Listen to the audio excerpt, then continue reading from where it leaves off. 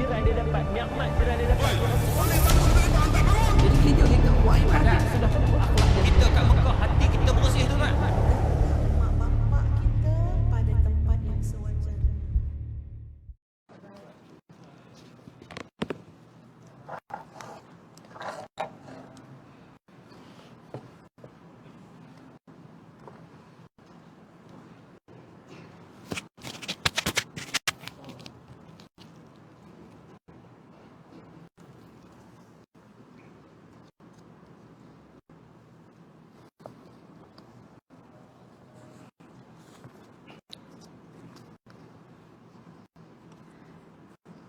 Assalamualaikum warahmatullahi wabarakatuh. Bismillahirrahmanirrahim. Alhamdulillahi rabbil alamin. Wassalatu wassalamu ala ashrafil mursalin wa ala alihi wa sahbihi ajma'in. Rabbi shrah li sadri wa yassir li amri wahlul 'uqdatam min lisani yafqahu qawli. 'Allamal insana ma lam ya'lam amma ba'. Tuan-tuan para jamaah yang dirahmati Allah, alhamdulillah dapat bersama semula menyambung kembali pengajian kitab Anak Kunci Syurga, himpunan bagi al-alim al-allamah Al-Syekh Abdul Qadir Al-Mandili rahimahullah. Setelah 3-4 bulan juga kita tak bersama. Jadi kita masih membicarakan berkenaan dengan persoalan solat Jumaat. Kita sampai muka surat 131. Baris yang ke-9 dari bawah. Bismillahirrahmanirrahim. Qala Syekhul Muallifu rahimahullahu ta'ala wa nafa'ana bi'ulumihi wa bi barakatihi fid dharaini amin. Barang siapa mendapat akan serakaat daripada sembahyang jemaat, nescaya tiada luput akan dia oleh jemaat. Jadi kita nak bicara berkenaan dengan orang yang dapat ataupun yang dikira dapat jemaat ni, sekurang-kurangnya dia sempat dengan imam 1 rakaat. Bila seseorang tu makmum ni dia dapat bersama dengan imam 1 rakaat dalam solat jemaat, maka dia sudah dikira dapat jemaat. Jadi 1 rakaat lagi bolehlah dia tambah selepas daripada salam imam. Ini memberi faham, jikalau makmum tu tak dapat serakaat bersama dengan imam, dia datang dapati imam sudah pun berada pada tasyahud akhir, maknanya dia ni tak dapat jemaat dah, sebab tak dapat 1 rakaat bersama dengan imam. Tapi walau bagaimanapun, dia bila dia nak masuk berjamaah dengan imam ni, dia nak kena niat jemaat juga. Walaupun dia tahu kata dia tak dapat jemaat dah, tapi niat dia kena niat jemaat juga. Lepas tu dia turun duduk bersama dengan imam. Bila imam bagi salam, dia bangkit tambah berapa? 4 lah. Kerana dia ni tak dapat jemaat, jadi dia kena sempurnakan mengikut zuhur. Itu kaedah dia gitulah. Barang siapa mendapat akan serakaat daripada sembahyang jemaat, nescaya tiada luput akan dia oleh jemaat. Maknanya dapat jemaat. Hatta kalau dia ni dapat 1 rakaat, kemudian dia niat mufaraqah daripada imam, tak apa dah. Dari segi hukum tak apa dah, dikira dapat jemaat dah. Tapi jangan buat lagu tu lah. Walaupun hukum kata memada dah, dapat dah, tapi bila mana dia mufaraqah daripada imam ni, nampak tak cerdik sangat lah.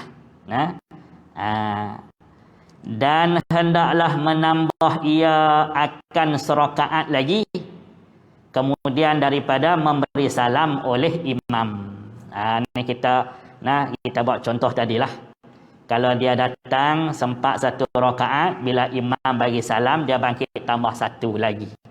Kalaulah dia datang tak sempat satu rakaat bersama dengan imam, dengan arti kata imam tu dah pun sempurna rokok, dia datang imam dah berada pada i'tidal sebagainya, maka ketika itu dia ni dikira tidak mendapat jemaat. Sebaliknya hendaklah menyempurnakan zuhur 4 rakaat. Kerana sabda Rasulullah sallallahu alaihi wasallam, man adraka min salatil jumu'ah rak'atan faqad adraka shalah. Barang siapa mendapat ia daripada sembahyang jemaat akan 1 rakaat, maka sesungguhnya telah mendapat ia akan sembahyang jemaat, dikira dapat jemaat. Dia punya pengiraan dia macam tu, penilaian dia macam tu. Dan sabdanya sallallahu alaihi wasallam, man adraka minal jumu'ati rak'atan falyusalli ilaiha ukhra. Barang siapa mendapat ia daripada sembahyang jemaat akan 1 rakaat, maka hendaklah sembahyang ia kepadanya akan serakaat yang lain. Maknanya tambah lagi 1 rakaat saja. Jadi 2 hadis ni lah menjadi dalil kepada kaedah yang kita baca taksat ni. Menceritakan akan kedua hadis ini oleh Al-Imamul Hakim, dan berkata ia pada tiap-tiap daripada keduanya, kedua hadis isnadnya sahih atas rijal Al-Bukhari dan Muslim. Ini orang panggil ilmu takhrij hadis. Jadi sebahagian daripada penulisan Syekh Abdul Qadir Mandili ni dia letakkan takhrij untuk nak menilai kedudukan hadis. Dan barang siapa mendapat ia akan kurang daripada serakaat. Lawan balik tadi, muqabil. Dan barang siapa mendapat ia akan kurang daripada serakaat daripada jemaat. Datang-datang tu imam dah selesai dah rokok rakaat yang kedua, ataupun imam sujud pada rakaat yang kedua, nescaya luput akan dia oleh jemaat. Tak dapat jemaat. Kerana apa? Kerana mafhum hadis yang pertama. Dalil dia hadis pertama. Jadi buat macam mana? Start mutu balik janganlah. Dan hendaklah menyempurnakan ia barang siapa tadi ni, yang tak sempat 1 rakaat bersama dengan imam tu, hendaklah menyempurna ia akan dia ni akan jemaat dengan zuhur. Kenapa? Kerana telah luput akan dia oleh jemaat, tak dapat jemaat. Niat dan wajib berniat ia akan jemaat tiada zuhur. Ni satu orang panggil satu teka-teki ni. Niat lain buat lain tapi sah. Dia buat zuhur tapi niat jemaat sah ni. Lain daripada hak ni niat lain buat lain tak sah. Dan wajib berniat ia akan jemaat tiada zuhur, walaupun dia tahu kata dia tak dapat dah jemaat, tapi dia wajib berniat jemaat, bukan niat zuhur. Cuma adalah sebagai kita kata pengajian kita ni, ada juga pendapat yang kata dia niat zuhur lah, tapi pendapat tu lemah. Pendapat yang kuat dia kena buat jemaat. Dia kena niat jemaat. Supaya apa ni? Supaya muafakat akan imam. Supaya dia dengan imam ni maknanya muafakat. Sepakat, ataupun kita kata dari segi niat tu sama. Dan kerana belum putus asa ia daripada mendapat jemaat. Kerana apa? Kerana boleh jadi dia boleh dapat jemaat lagi. Pasal apa? kerana mungkin mendatangkan imam serakaat lagi kerana meninggalkan ia imam akan satu rukun. Ni faham kot mana ni? Nah, tak faham tak? Tak faham. Dia macam ni. Jadi kita datang lambat. Bila kita datang ni, tu imam dah berada selepas daripada rokok. Arti kata kita tak dapatlah walaupun satu rakaat bersama dengan imam. Kena buat zuhur lah saat ni. Tapi dari segi niat wajib jemaat. Usalli fardal jumu'ati rak'ataini ma'muman lillahi ta'ala. Pasal apa wajib jemaat? Supaya muafakat perlakuan kita, niat kita dengan imam. Satu. Yang kedua kerana boleh jadi dapat jemaat juga. Bila? Mungkinlah tu imam tu ketika mana dia duduk tasyahud akhir tu tiba-tiba dia kata rakaat yang pertama ataupun rakaat yang kedua tak sah ni aku ni nah lupa Fatihah ke ataupun ada perkara rukun hak dia tinggal tu. Maka bila mana rukun dia tinggal dalam mana-mana rakaat tu, maka rakaat tu tak kira, dia kena bangkit tambah. Bila dia bangkit tambah, kawan ni ada peluang nak dapat satu rakaat. Ada? Tapi kalau jadi lagu ni celahu habis lah. Dah, makmum hak lain hak tak ada apa tu heran lah. Tu imam ni kok mana? Sembahyang 2 rakaat dah duduk tasyahud akhir tiba-tiba bangkit tambah satu lagi ni. Barangkali tu imam tadi ni dia syok. Ketika dia baca Fatihah sebagainya tertinggal satu ayat sebagainya. Bila dia syok tu ataupun dia yakin tertinggal satu ayat daripada Fatihah, maka rakaat tu tak dikira, dia kena bangkit tambah satu rakaat lagi. Tu lah. Tapi masalah ni jarang berlaku lah. Cuma dia cerita kok berlaku. Tapi kalau berlaku pun selera habis lah makmum. Makmum di belakang selera habis lah. Kok mana ni Tok Imam ni? Kita nak kena buat apa ni? Nak kena bangkit sama Tok Imam ke? Ataupun kita tetap duduk bersama dengan dia ke?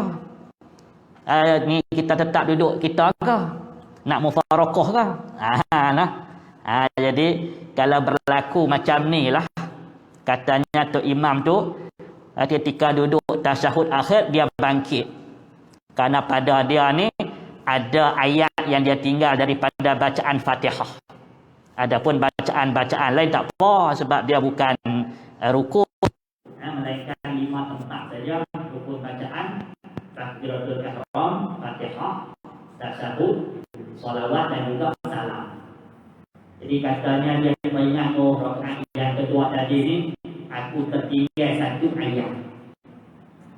Makmum tak puasa langsung. Makmum tak puasa satu imam tertinggal satu ayat. Dan tu imam ni dia wajib bangkit. Tambah satu rakaat untuk nak menyempurnakan rakaat yang tak dikira tu kerana Fatihahnya tertinggal satu ayat. Kita yang yakin kata kita ni cukup sempurna dah, tak boleh ikut bangkit bersama dengan imam. Maka diberi 2 pilihan untuk kita, sama ada kita tunggu hingga imam turun semula, duduk bertasyahud dan bagi salam bersama dengan imam, ataupun kita nak mufarakah. Boleh pilih gamak nak tunggu untuk imam, kita tunggu. Ataupun gamak kita tak mau nak tunggu, makan masa, mufarakah, tak ada apa. Itu cara dia. Habis. Dia niat kata keluar daripada mengikuti imam tu. Jadi mufarakah ni mudah je. Kita niatlah hati kita, aku nak bercerai dari imam, aku nak keluar dari jamaah. Mufarakah dah tu. Niat qasad macam tu mufarakah dah. Dapat sebab dia dah dikira dapat satu rakaat bersama dengan imam tu, tak ada masalah nak mufarakah pun. Jadi dia niat mufarakah tu kena pandai juga. Sebab kalau kita aku niat keluar semayang pergi, dikira keluar semayang, aku niat keluar daripada jamaah ataupun aku keluar daripada ikut imam, qasad hati gitulah. Nah, aku memutuskan jamaah macam itulah. Habis. Wallahu a'lam. Habislah kita kata perbicaraan berkenaan dengan solat jemaah. Jadi musannif kita ni nak bawa lagi perbahasan tapi berkenaan dengan solat-solat sunat. Nah, solat sunat yang kita sedia maklum, ulama membahagikan solat sunat ni kepada dua. Dari segi sunat dilakukan berjamaah dengan yang sunat dilakukan berseorangan. Jadi solat sunat yang sunat dilakukan berjamaah ni, solat sunat Aidil Fitri, Aidil Adha, solat sunat gerhana matahari, gerhana bulan. Kemudiannya solat sunat tarawih, solat sunat witir di bulan tarawih, di bulan Ramadan. Adapun witir di luar Ramadan ni dia tak dituntut berjamaah. Kalau buat tu tak apalah, tapi tak dituntut sunat berjamaah. Dan juga solat sunat minta hujan. Jadi hak ni lah solat sunat yang dituntut berjamaah. Lain daripada tu semuanya solat sunat yang tak dituntut berjamaah, tapi kalau buat sah, seperti mana solat sunat hajat. Solat sunat hajat sebagainya tu dia tak dituntut berjamaah, tapi kita buat cara berjamaah sah juga. Sah nah. Cuma tak dituntut berjamaah. Sembahyang 2 hari raya dipanggil Aidaini. Wa huma Aidul Fitri wa Aidul Adha. Setengah kita ni duk baca dengan baris atas kan. Aidul Fitri, Aidul Adha. Dia lebih asahnya baris bawah Aidul Fitri, Aidul Adha. Tapi kalau kita niat ni taklah bawa pada batai. Usalli sunnata Aidil Adha, tak ada apa tu. Cuma hak lebih asah dia tu dengan baris kasrah. Usalli sunnata Aidil Adha, Aidil Fitri. Baris bawah baris kasrah. Boleh. Tapi dia ni kita kata dari segi nahwu lah, bila sunnata Aidi dia jadi dia mudhafun ilaih tu. Dia baris bawah itulah. Tapi kita orang Melayu ni duk biasa Aidul ni dhammah belakanglah. Dia dari segi lafaz niat tak ada masalah apa. Hak nak ambil kira nun niat tu. Sembahyang hari raya fitrah dan sembahyang hari raya haji ataupun korban, kedua-duanya sunat muakkad. Diri sembahyang tu sunat muakkad. Sembahyang tu sunat muakkad. Buat dengan berjamaah tu sunat lain pula. Jadi dapat dua lah. Pertama dapat pahala sunat muakkad kerana sembahyang raya. Yang kedua dapat pahala kerana berjamaah pula. Jadi dua tu. Di diri sembahyang raya tu kedua-duanya sunat muakkad. Kerana firman Allah Ta'ala, fasalli li rabbika wanhar. Maka sembahyang olehmu sembahyang hari raya haji. Sembahyang tadi li rabbika, kerana Tuhanmu, wanhar, dan sembelih olehmu akan korban. Ni di sisi ulama.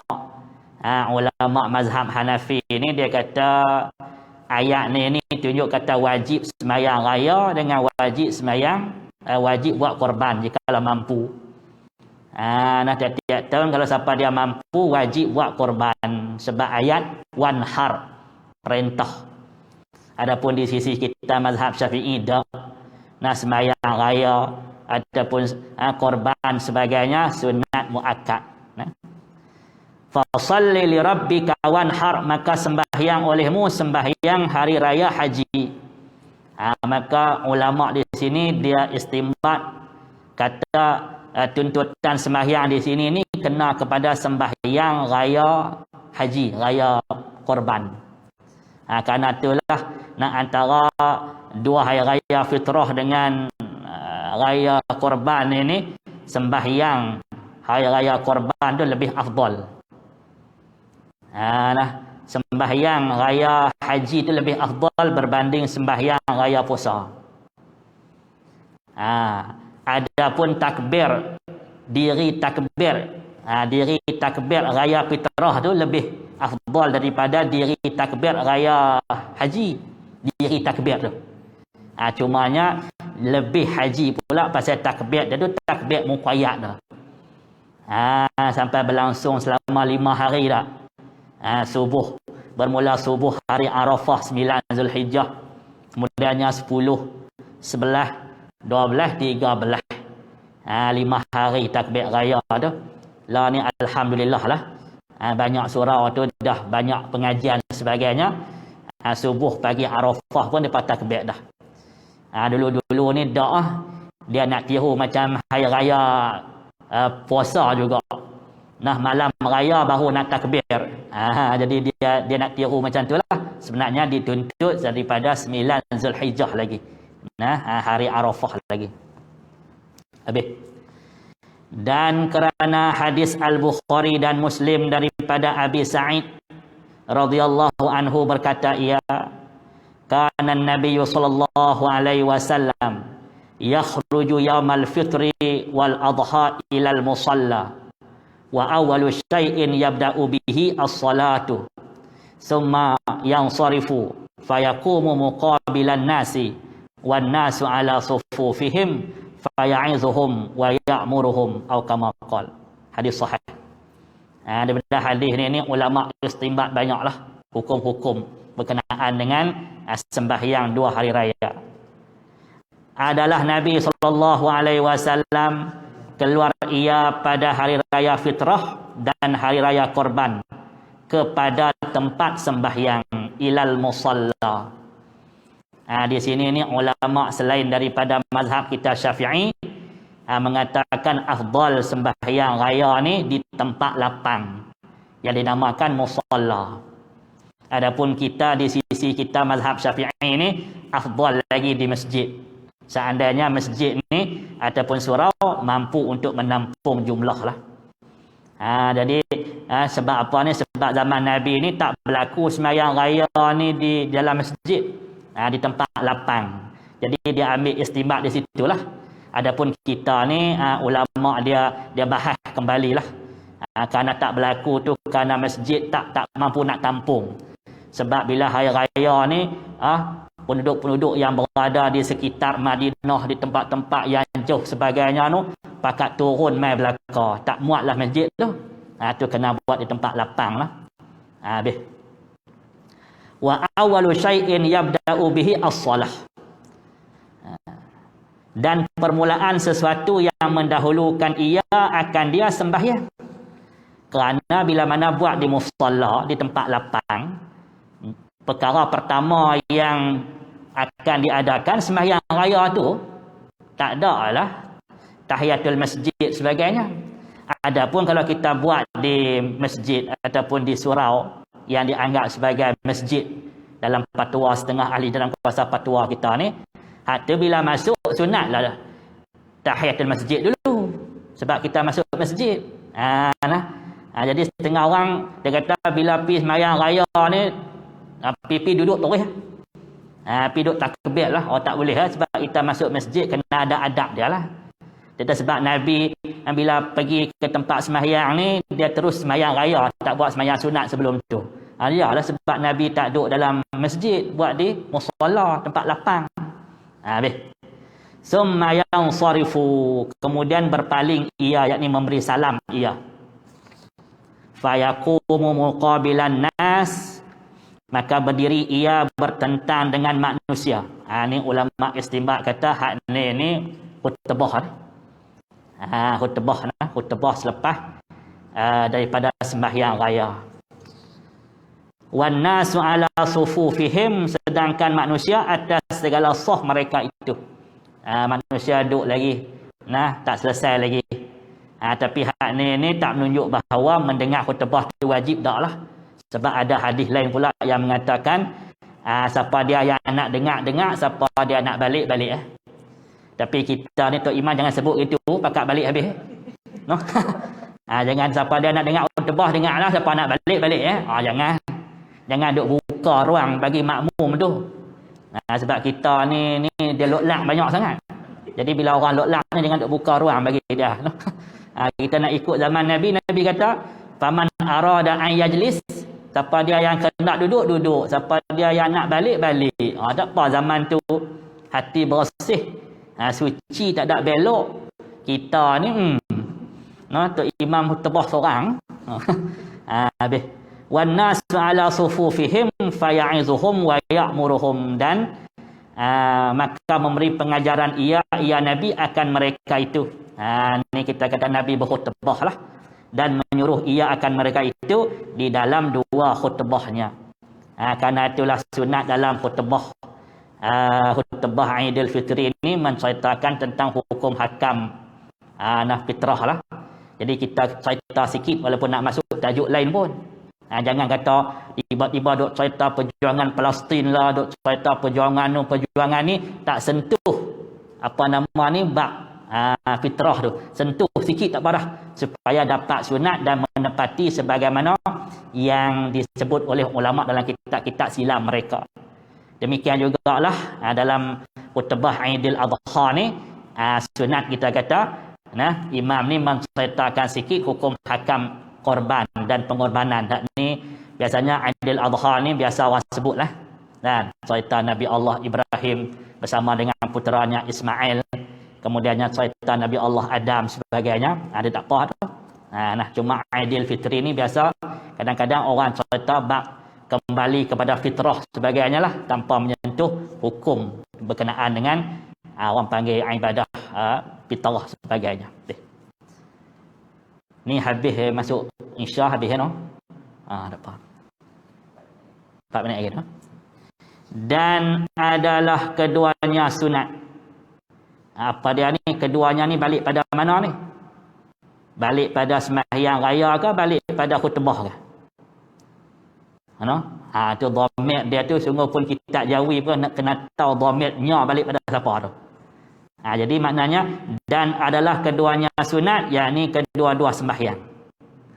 Kerana hadis Badawi, seorang Arab Badawi yang bertanya ia akan Nabi SAW dengan sembahnya, dengan tanyanya, hal alayya ghairuha, adakah wajib atasku yang lain daripadanya, daripada 5 sembahyang yang wajib ni? Orang Badawi ni dia tak pernah tahu dah. Orang duk cerita hadis banyak dah, sembahyang fardu 5 waktu dia barangkali baru mai. Jadi bila nampak orang sembahyang raya ramai pula tu, tanya hal alayya ghairuha, wajib dah atas aku selain daripada 5 waktu ni? Maka Nabi SAW bersabda, la illa an tatawwa'a, tidak ada, ini tiada wajib melainkan bahawa engkau mengerjakan yang sunat. Yang sunat. Dan hanya asanya adalah keduanya muakkad, dituntut kerana mengekalkan akan keduanya oleh Nabi SAW. Jadi ulama bila mana melihat Nabi SAW tak pernah tinggal sembahyang raya, nak hukum kata wajib, datang pula hadis Nabi yang kata la illa an tatawwa'a. Maknanya walaupun dia tak wajib tapi Nabi tak tinggal, maka ulama naik taraf wajib, taraf sunat tadi sebagai sunat muakkad. Itu istinbat cara mudah-mudah kita lah.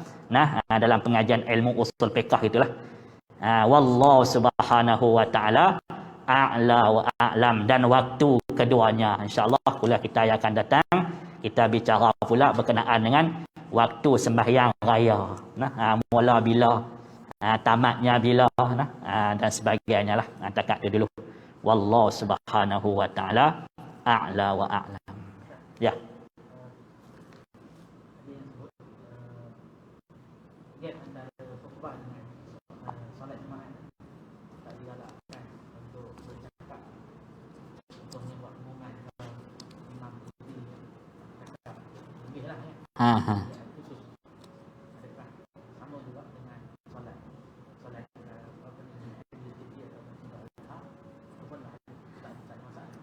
Dia di sisi ulama fiqh ni, dia mualat dia kerana solat ni solat sunat, maka mualat dia disunatkan saja. Adapun di sisi kita ada sembahyang raya sembahyang jemaat ni, hak tu dituntutlah, hak tu wajiblah. Maknanya tidak boleh berlaku putih mualat antara khutbah pertama dengan khutbah kedua, kemudian antara selesai khutbah dengan Bilal azan, antara habis azan dengan takbiratul ihram solat jemaat tu, hak tu kena ada mualat, tidak boleh berlaku perceraian yang panjang. Jadi dhabit perceraian yang panjang ni lama mana? Sekira-kira celuh 2 rakaat lah. Celuh 2 rakaat. Tapi kalau pengumuman pendek-pendek tu tak apalah, tapi elok jangan buatlah, bahaya. Saat ni dia dah tuan-tuan, takat lepas semayang ni kita semayang hajat tuan-tuan tak apa lagi. Tapi dia kata saat ni ada kenduri pula, alajak kan. Ni ada orang nak buat kenduri ni 3 tempat, rumah haji ni, ada syarah panjang tu. Takut dia melepasi qadar masa 2 rakaat sembahyang jadi putih mualat lah. Nak kena ulang semula apa cerita panjang lah tu. Adapun di sisi hukum sembahyang raya hak ni sunat. Sunat mualat je. Habis. Wallahu subhanahu wa ta'ala a'la wa a'lam. Bismillahirrahmanirrahim. Alhamdulillahirabbil alamin wassalatu wassalamu ala asyrafil mursalin wa ala alihi wa sahbihi ajma'in. Allahumma hdina bihudak waj'alna mimman yusari'u fi ridhak wa la tuwallina waliyan siwak wa la taj'alna mimman khalafa amraka wa asab. Wa hasbunallahu wa ni'mal wakil wa la hawla wa la quwwata illa billahil aliyyil azim.